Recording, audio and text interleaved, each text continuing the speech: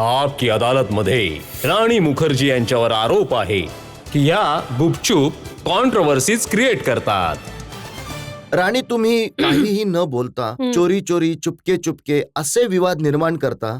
Film इंडस्ट्रीमध्ये लोक म्हणतात क्वीन ऑफ कॉन्ट्रोवर्सीज आहे राणी मुखर्जी। अच्छा, माहित नव्हतं मला.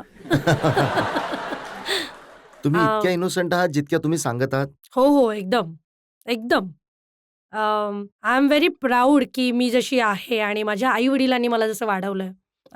मला खूपच चांगली शिकवण देऊन त्यांनी मोठं केलं आणि मी प्राऊडली हे म्हणू शकते की confidently I am very good girl. बरं, या गुड गर्लच्या बद्दल वृत्तपत्रांमध्ये मॅगझिन्समध्ये काय काय छापलं जातं हे जरा मी सांगतो। हो. तुम्ही अभिषेक बच्चनवर नाराज आहात कारण त्यांनी तुम्हाला लग्नामध्ये नाही बोलवलं।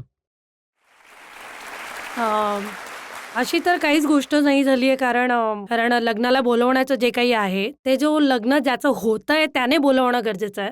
तर दुसरा व्यक्ती नाराज झाला तर त्यामुळे काय फरक पडणार आहे.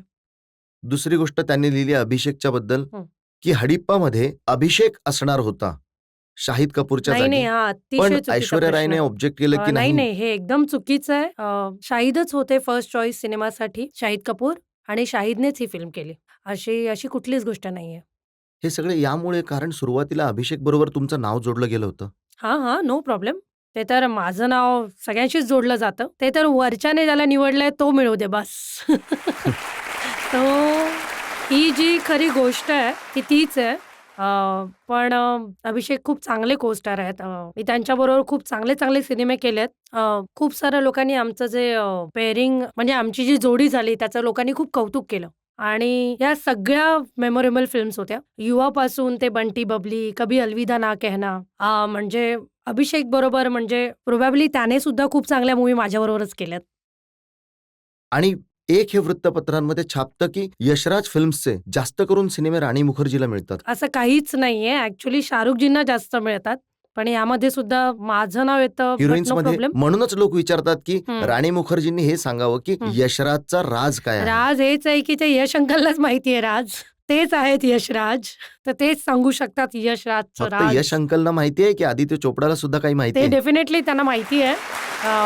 कारण आदित्य चोपडा जे आहेत यश अंकलचा मुलगा आहे आणि तेच सगळे म्हणजे स्टुडिओ चालवतात, जे काही जे बाहेर आहेत त्यांनाही माहिती. राज आणि यशराजांनाही माहिती आहे राज. अच्छा, आता हा राज सांगा बघा। हं. हे मॅगझिन आहे कव्हरवर, हां. हे 2007 ऑक्टोबरचं छायाचित्र आहे। हो. लिहिलंय शादी टू आदी, राणी मॅरिड। आदित्य चोपडाशी तुमचं लग्न झालं असं लिहिलंय यामध्ये। हो, ते तर खूप काही लिहितात. म्हणजे त्याच्यावर मी काही बोलायचं? हो, मला मला वाटतं की म्हणायचंय की नाही, मी अजून कुमारिका आहे.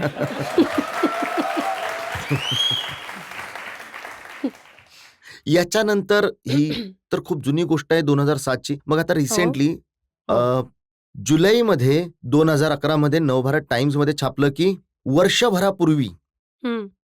आदित्य चोपडाशी राणी मुखर्जींचं लग्न हो, झालं। माझा हाच प्रश्न आहे. प्रत्येक जर्नलिस्ट बरोबर त्यांनी आधी ठरवावं की माझं लग्न कधी झालंय, कोणत्या वर्षात.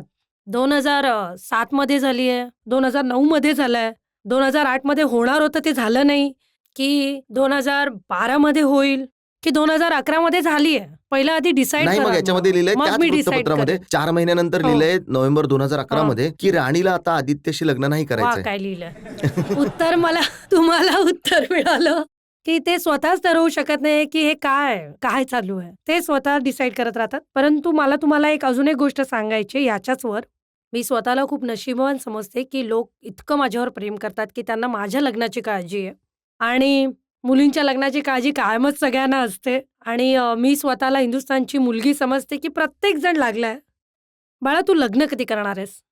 तर मला छानही वाटतं आणि मला कधी-कधी असंही वाटतं की लग्न एक खूपच पर्सनल गोष्ट असते. म्हणजे एका व्यक्तीची हे डिसाईड करणं की तिला लग्न करायचंय, त्याला लग्न करायचंय की नाही, हा एक पर्सनल डिसिजन असतो.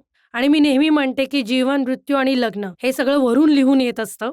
ते जेव्हा व्हायचं असेल तेव्हा होईल. तर